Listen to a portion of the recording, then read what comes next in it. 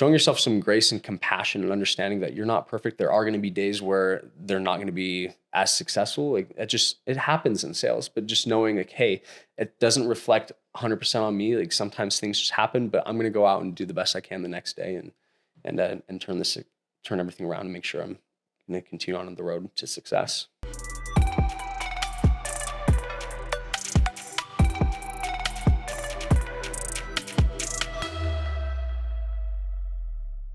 Welcome everybody out to the D2D podcast, Golden Door deep dive segment where I, your host Roz, pick the brains of all the Golden Door winners of this past year. We're blessed to have Mr. Alex Anderson.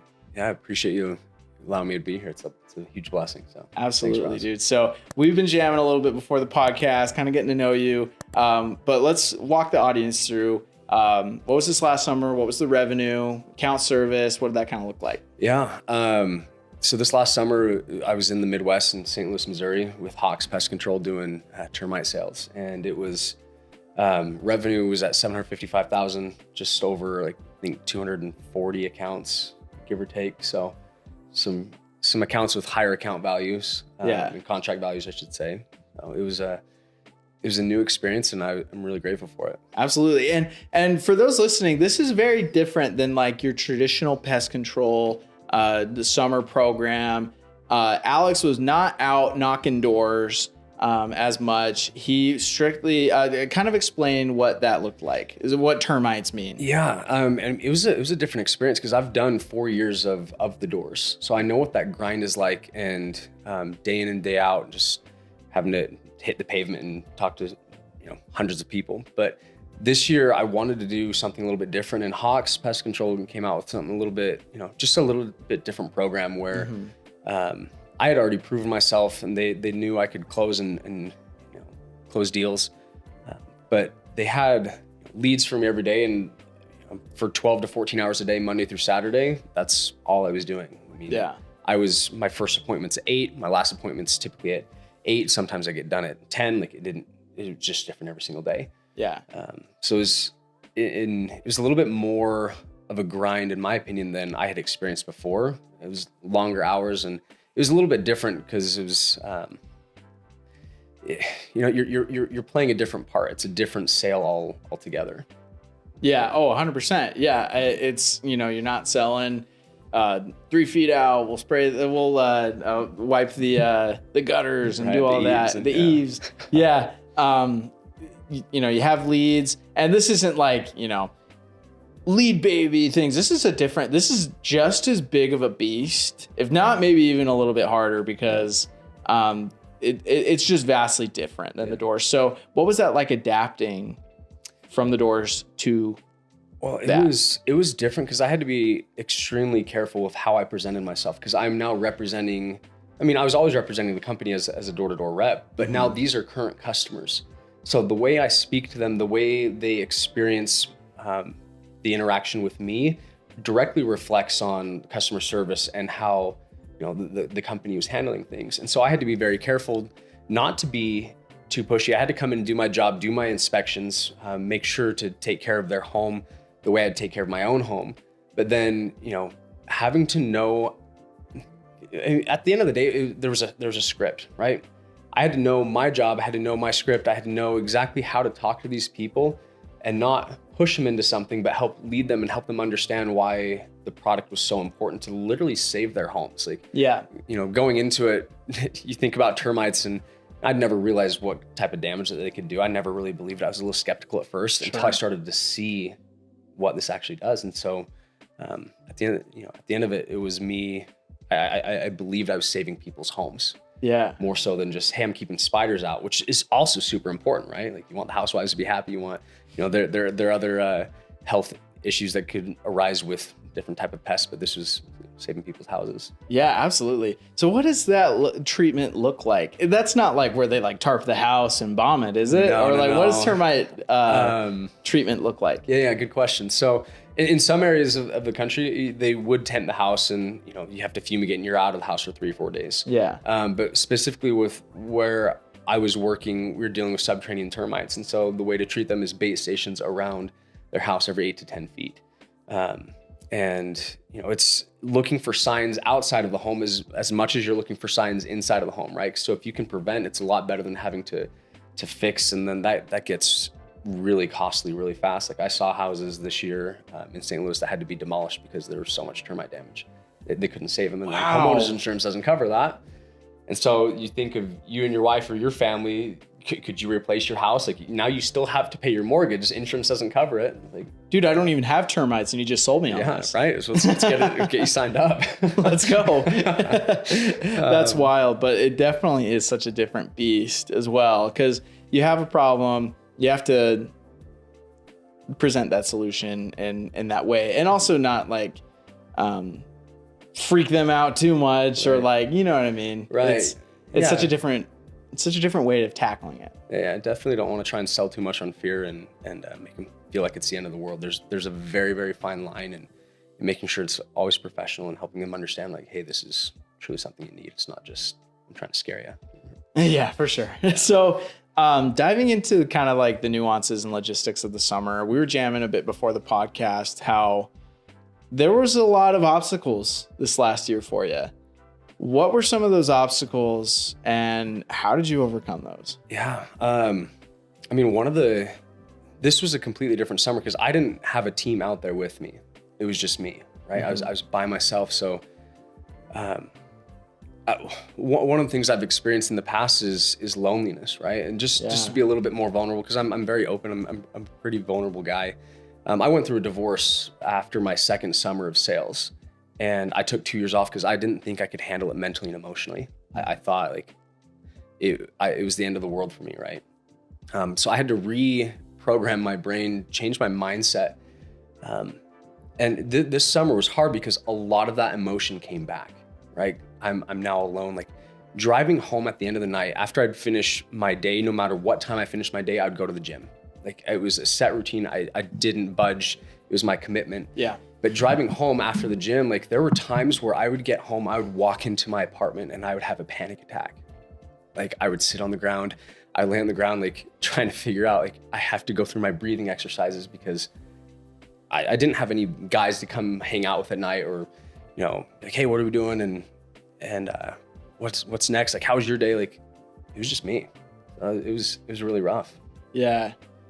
And for those listening, I mean, a lot of people are blessed to have like a big support system around them, but also when we were jamming about this, like how much like I love this unique situation because there is no excuse and you can empower yourself in any situation, whether you are alone, whether you're at a small company or whether, kind of just like literally any situation, you have the power to overcome that. So let's walk through how you overcame that.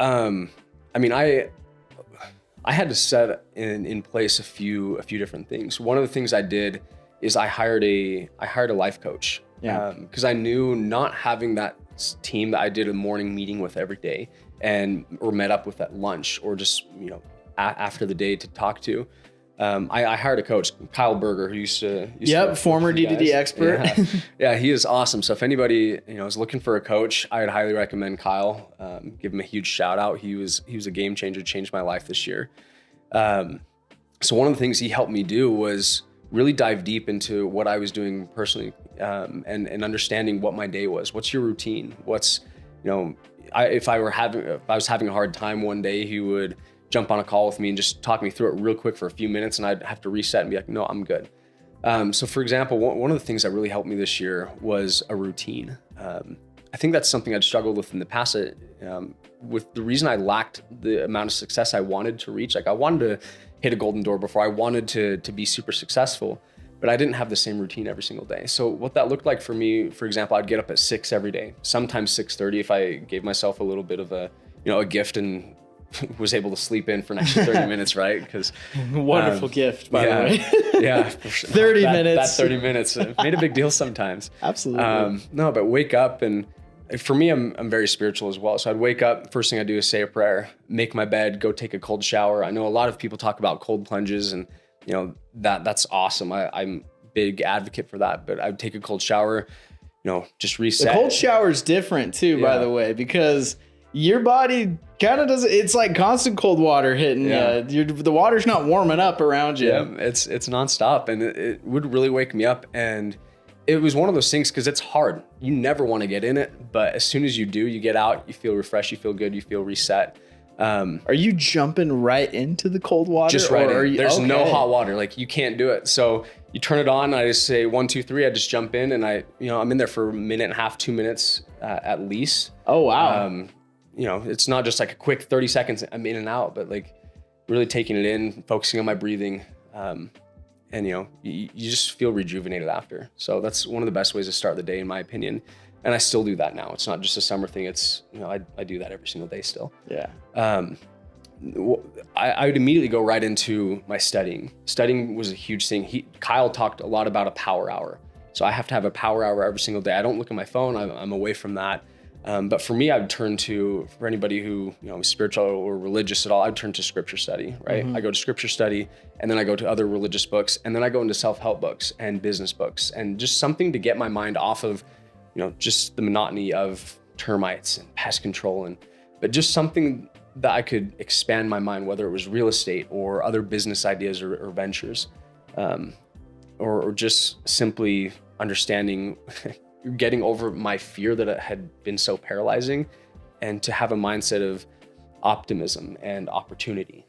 So I would do that, but I'd also have my clothes laid out every single night. So like, I didn't have to think about what I was wearing to the gym later, or have my whole technician outfit laid out and ready to go. Like, everything was so organized and so routine. I had all my meals ready to go, throw them in the cooler, get out. So I don't have to take a lunch. I can just heat them up in the gas station.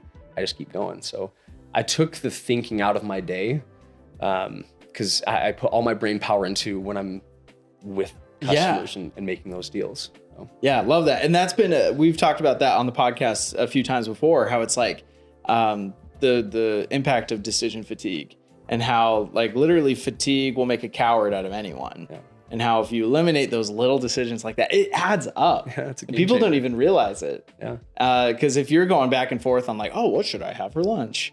Like, that's brain power. That's adds up, it compounds. And then when you're with the customer, it's like, you're toast. Yeah, I mean, it can throw off your whole day. Like, oh man, there wasn't a certain restaurant here, so I couldn't get anything, and I was just hungry the rest of the day. Like, no, like, you just got to be prepared. There's really no excuse at the end of the day. Yeah. How much are you going to prepare versus not?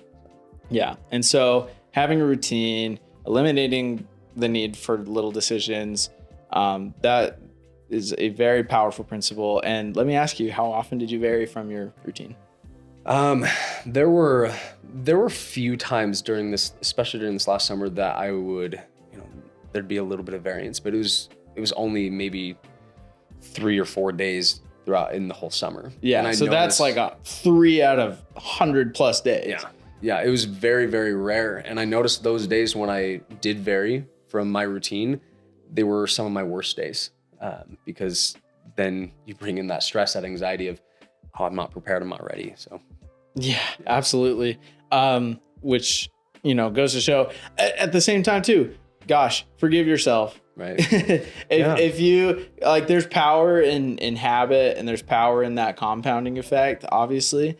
But if you miss a day, forgive yourself, just get back on the horse. 100%. And like, it'll like, you won't skip a beat. Yeah. If it's okay, we can talk to that for just a second here. Please. But, one of the things I learned throughout my personal study this summer is grace, right? Yeah. I've always been extremely hard on myself, and I've gone to therapists and they're like, wow, I've never talked to anybody who's so hard on themselves. And then it just makes me think, man, there's really something wrong with me.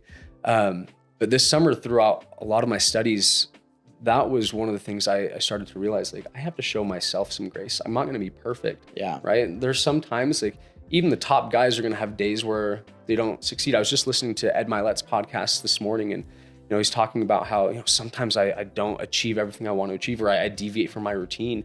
But the highest achievers don't deviate for too long. They get right back on it, kind of like what you said, right back on the horse.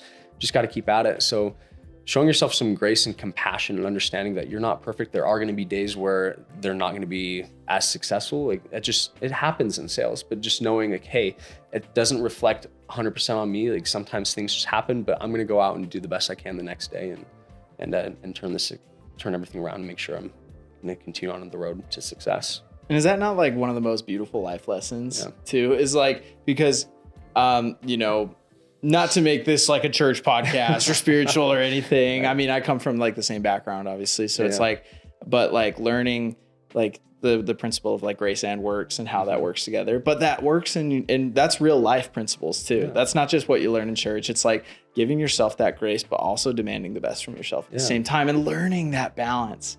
And it's so freaking hard. Yeah. It is a tough balance. I mean, and I think I had to go through the summer that I did, having it be so lonely and so dark at times, and having to, you know, just frankly rely on God a little bit more than I ever have in my life. It's changed my life, and even to the point of dating's better, right? Like there's dating or business or whatever it might be, showing yourself some grace and compassion goes a long way in every aspect. Yeah, forgiving yourself. Mm-hmm. It's absolutely essential. Yeah. So, you know, with being alone, it just being you, and we were talking, we talked about this before the podcast, but a lot of guys are often presented with a similar scenario, you know, where, you know, I was telling you, you know, before I started at D2D Experts, it was like, you know, everyone in my office, like all my best friends had quit, and like, it just felt so like disempowering. And I felt like I didn't have good leaders around me. I felt like I didn't have, you know, all that. And some of my close friends and mentors that I went to for advice basically just told me like, hey, like become the leader, like step up to the occasion. But like, you know, and my full vulnerability is like, I just didn't feel like I was capable of that. And I ended up jumping ship, ended up doing something else. But how do you, in moments like that, where it is, you know, you don't feel a support system, you don't feel a lot of these things, how do you rise up to become the leader? Yeah, that's a great question. I've been in that situation a couple of times before. There's a previous company I worked at, and it's something I mentioned a little bit ago, but our team leader kind of just bounced. He left. And so at that point, it's like, well, now my team lead's gone. Like, maybe I'll just go home for the summer, right? I'm just done. But I had to really step up and remember that I had made commitments to myself and others that I was going to see things through. And so you have to step up and just realize it's not always going to be perfect everywhere you go. I think of as an example, some athletes that just say, oh, I'm going to just go join a super team because my team's not good enough. Well, what can you do to change your culture? What can you do to make your team good enough? Like, plant roots where you are and make them grow. And I'm not saying it's going to be 100% the situation every single time. Yeah, it's different for everyone. Yeah, absolutely. But times are going to get hard. But when times get hard, you can't just jump ship and say, oh, I'm going to find greener pastures elsewhere. Like, the grass is green where you water it. Exactly, where you water it. So why don't you make the grass super green right where you're at? So I'd say to a lot of those guys that are thinking, oh, I don't have the best situation. Yeah, there are times where the situation's not great. But what can you do in that situation? What can you learn from that situation? I've recently been reading a book called The Gap and the Gain by Dan Sullivan. And the basic premise of the book is you can either live in the gap, meaning you can have a scarcity mindset, a pessimistic mindset, saying, oh, I'm going through this, and you bring this victim mentality, or you can live in the gain. Okay, yeah, this happened. It's not ideal, but what can I learn from it? How can I grow? And what can I, do to achieve success despite, the tough times? Some of the greatest people that we look up to had gone through some of the hardest times before, right? And so I think difficult times and trials can really build character. And so I wouldn't say just jump ship immediately, right? Maybe take some time and evaluate, okay, what are the good things? What are the positives? What can I learn from this? How can I grow?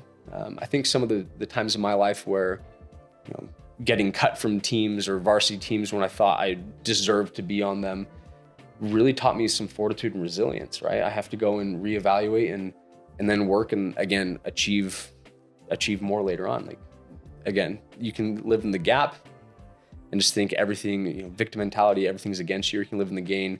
What can I learn from this? Yeah. Is there a point, I guess how to say this, when do you jump ship? Yeah, that's a great question. There's definitely a point where in any situation, I think you'll hit kind of your ceiling of growth, where you're going to want to move on to look for something else. So, for some of the guys, maybe if they're not on an ideal team, don't just quit. Like, let's say it's at the beginning of the summer, right? For example, oh man, my team lead's doing this, or my technicians aren't great, or the branch manager. You think of a ton of different excuses, and there's always going to be something. Absolutely. So no team is perfect. No, they're not perfect. But how do you problem solve? Can you have conversations with people to say, hey, how can we make this better? I'd say stick it out for the summer. See what you can do. Maybe things change to a point where, oh wow, we really like this kid. He's a leader. He's been able to take hard things and and grow from him. Make things better from a bad situation. And then maybe that whole culture changes, and right where you're at now is where everybody else wants to be. But if you truly believe in you're stuck after you give it a really good effort. If you have to move, like maybe that's just part of your journey. Maybe, hey, I went through this and now I can learn from this experience at this company, and I know what to look for at another company, another opportunity, and then just make sure that you're adding to, not detracting from that new experience. And it's unique because you kind of have to be both objective and subjective at the same time. You have to have your ear to the ground and see, and just evaluate yourself and see where did you leave anything on the table? Yeah. And if you feel like you have gas in the tank, if you feel like you can still do something to change the culture, like by all means do it, because then you're empowering other people. Mm-hmm. Because if let's say you jump out for, and you still had gas in the tank, what about that life you could have changed? Yeah. There's someone in the office that could have seen that example and benefited from it. Yeah. I mean, you never know the type of example you can set and the lives you can change of those around you, or even your own life, right? So I'd say, again, just give it an effort, give it your best, try and plant roots right where you're at, make it the best experience possible. And if it's not, then at least take that experience, learn from it as you go forward. Yeah. And again, the life lessons of door to door. And we talk about this lately, especially on the podcast, where it's just like, what a great life experience. Yeah.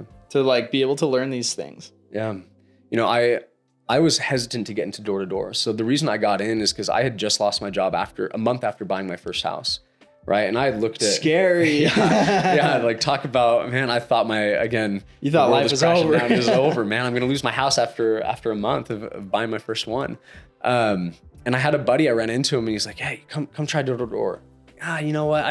I don't know about those guys. I don't know about the industry. Because you grew up in Utah. Yeah. I didn't want to be one of those, they call them the Provo All-Stars, right? I don't want to be one of those guys, right? Not that they're bad guys. There are a lot of cool ones out there. But we love them too. Yeah, absolutely. And he presented me this opportunity. Oh, you just come meet my guy. Come meet my boss. Come meet the owner. Come grab lunch. Right. Come grab lunch. We'll feed you for free. Okay, I'll take a free lunch. But it was really game changing because I went in with a mindset at that point of, oh, I don't want to do this. It's awful. It's evil, to maybe this could be an opportunity. And it ended up being one of the best things for me. So that my first 2 years absolutely just crushed it. Came in and I was extremely blessed to be around the group I was around and learning things like, learning to work with guys that have integrity, gratitude, they make and keep commitments, hard work, and then learning sales skills on top of that. It was a recipe for so much success, and I'm so grateful for it. And that's why after, my divorce, I took 2 years off, and I just felt like I wasn't achieving. And so I had to come back to door to really realize hey, my self-worth and my value isn't placed in somebody else. I can do these things. And so for me to hit a golden door this year was more than just hitting golden doors, to prove to myself that I can do hard things. Despite going through what I've gone through, I could either, continue to be a victim and say, oh, my life is just awful. Or I could say, you know what? I learned a lot from that. Now I'm going to progress. I hit a golden door, and I can't tell you when I hit it. Sorry, I hope you don't mind me sharing a little bit. When I hit it, I remember calling my parents and just in tears. Because despite having gone through everything I'd gone through, those trials, and then achieving something on my own, with help from others, like my coach or my parents, but knowing that my self-worth was greater than putting it on the trials or the things I'd gone through in the past and realizing like, I am worthy. I am valuable to myself, to God, to others. But hitting that golden door was such a sweet moment. It was a very tender moment for me. Yeah. And it's powerful because in the moment, sometimes all we think about is the pain, and realizing what comes after if we just push through. Yeah. And like crossing the finish line after a very difficult race is just that's the greatest, one of the greatest feelings you'll probably ever feel. Yeah, absolutely. I don't think there's true life satisfaction without having known true pain and misery. Like for every action, there's an opposite and equal reaction, right? Yeah. So for the amount of sorrow, the sadness, the depression, the anxiety that you felt, you can choose to have that same and equal and opposite reaction of happiness, joy, bliss, success. Like you can choose it. You just have to change your mindset and believe, cast out the fear and believe that you can achieve it. You can accomplish it. And it's life-changing. Absolutely. And door-to-door is a huge part of where I'm at today. Yeah. And it's amazing, the life lessons we're learning, like we've been talking about. And because really that's the essence of, in my opinion, what life's about. Yeah. It's like turning trials into triumphs. Yep. Which is absolutely beautiful. Thank you for sharing that. Thank you for being vulnerable. Absolutely. Especially because a lot of people struggle when it gets hard and struggle with the pain. So what would you tell someone that is just like in the midst of it? I'd tell them I've been there. First of all, I've been there. I understand it. I get it. But I'd also say, my dad always says, the best is yet to come. He'll share a song from Frank Sinatra, the best is yet to come, right? You have to have that vision and that hope and that faith of something better one day, right? Because if you just feel like everything's miserable, there's no light at the end of the tunnel, there's no hope, you'll just give up, right? Yeah. But you have to realize all the pain, again, that you're going through, you can either become a victim and succumb to that pain and give up, live on the street, which, for some, it happens. For others, maybe they choose. I don't know. But what can you do with that pain? What can you learn from that? How can you overcome it? And then experience that true joy, success. And then can you turn around and help the next person? Yeah. Right. So life's not meant to be easy. Life's meant to be a lesson. And so sometimes lessons and learning come through trials and hardship. So you can either give into it again or just have faith of something brighter and you just keep going. You just one more door. Like if I ever had a hard day on the doors, I'd get up, or maybe I'd call my mom for a second, say, hey, I'm struggling with this, or call whatever mentor, hey, I'm really struggling. Just give me a 2-minute pep talk. And then you go one more door. I can't tell you the amount of times I'd go hit one more door and it'd be a sale the next opportunity. Yeah. But I wouldn't have had that if I would have just given up. And maybe that one more sale, that one more opportunity leads to 10 more later on. You never know. So you just never give up. Absolutely. And, it's so fascinating how, and this has also been brought up in the podcast before, but it's just like society wants to convince you that you're a victim. Yeah. And it wants to play that victim card because it wants power over you.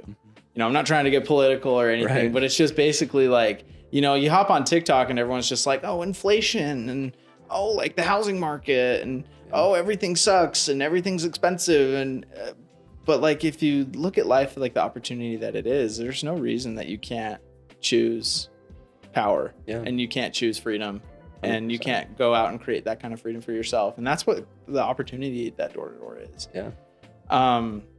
So now that, you hit your golden door, how come you haven't hit it in previous years?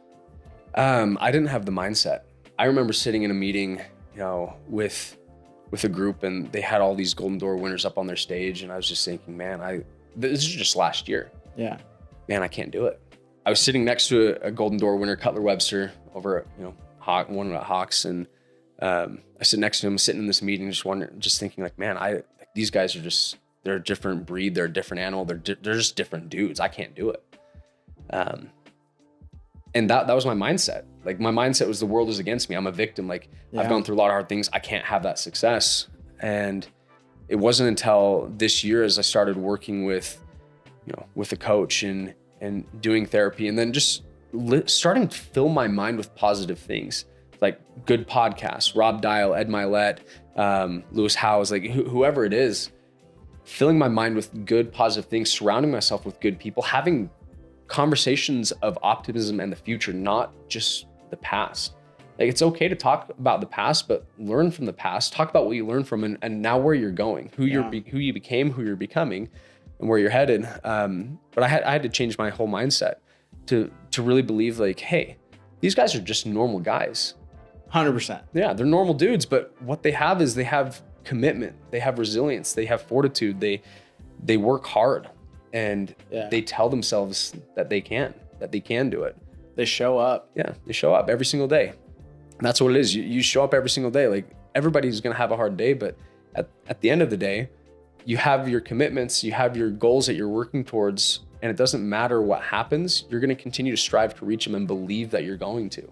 And that was one of the biggest changes in my mindset this year, is just realizing like, hey, I'm a high value man. Yeah. If I want to become a high value man, like a higher value, I have to believe that I can do it. And then I have to set my goals. Like every day I had my goal. I knew exactly the numbers I had to hit. Yeah. I knew what I had to do. And then nothing was going to stop me. I was just going to work to make it happen.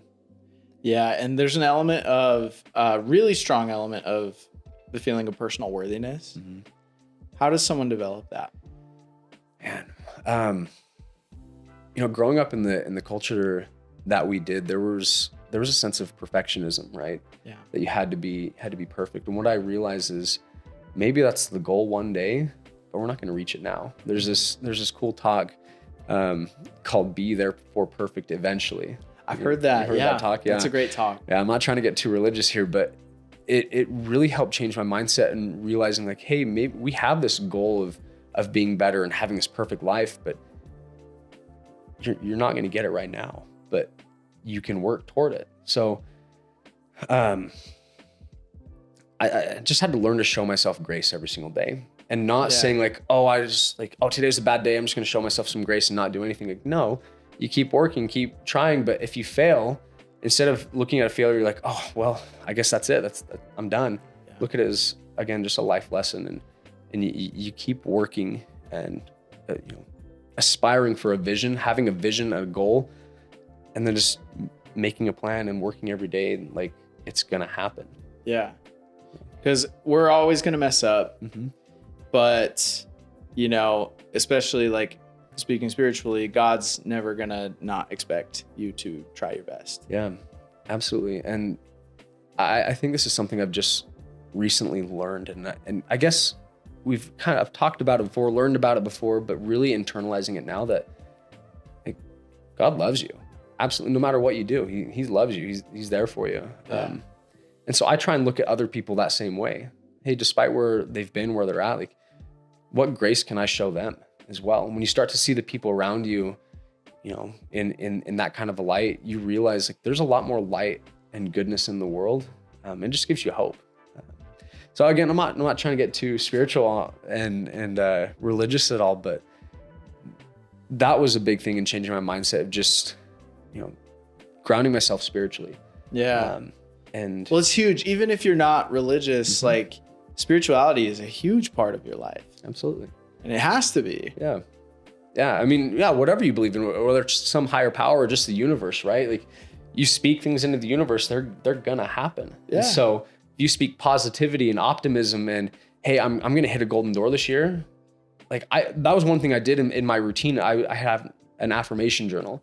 I'd write things that I am, like, I am a high value man. I am successful. I am confident. I'd write things that I'm grateful for. Hey, I'm grateful for, it could be simple things like I'm grateful for my truck. I'm grateful for, food every day. I'm grateful for an opportunity to achieve. I'm grateful for people around me. And then I'd write things that I will be accomplishing. Like every single day this summer, I wrote in my journal, I will hit a golden door by the end of August. Yeah. Every single day. And so at that point, it became so ingrained in my head that I believed it every single day. There was nothing that was going to stop me. It was not a matter of if, it was a matter of when. It's like, I will hit a golden door. I will buy a house by the end of the year, which I'm about to close on another house in the end of the month. Congratulations. So, now you don't have to worry about losing a job. I don't have to worry about it, right? I can always go to the doors and you're never out of a job. Never out of a job. So if you can learn those skills and really dive into this industry, man, it's game changing. That's incredible. Yeah. It's awesome. Yeah. I love that affirmation journal. I love like the element of internalizing that identity and that belief. Because again, so many of the same themes come through the podcast over and over and over again. You're the 27th guy that we've had on the podcast, and everyone talks about self-belief. Everyone talks about identity, but it's those simple principles that when you actually go out and apply it, massive difference. Yeah. So what does that tell you, right? If that's the overarching theme of changing your mindset, making sure you believe in yourself, anybody can do it. So if you're one of those guys that or gals, girls, right? I mean, there are plenty of successful women in this industry too. 100%. This isn't just a men's industry. Just as a person, you have to believe in yourself and believe that you can achieve these things. So don't just think like, oh, Alex is just another one of those guys who just won a golden door. He's just a different animal. Like, no, I've got my weaknesses. I'm just a normal guy. Like you're a normal girl, a normal guy as well. Like just believe in yourself, truly apply these things. And I promise it'll be life-changing. Absolutely.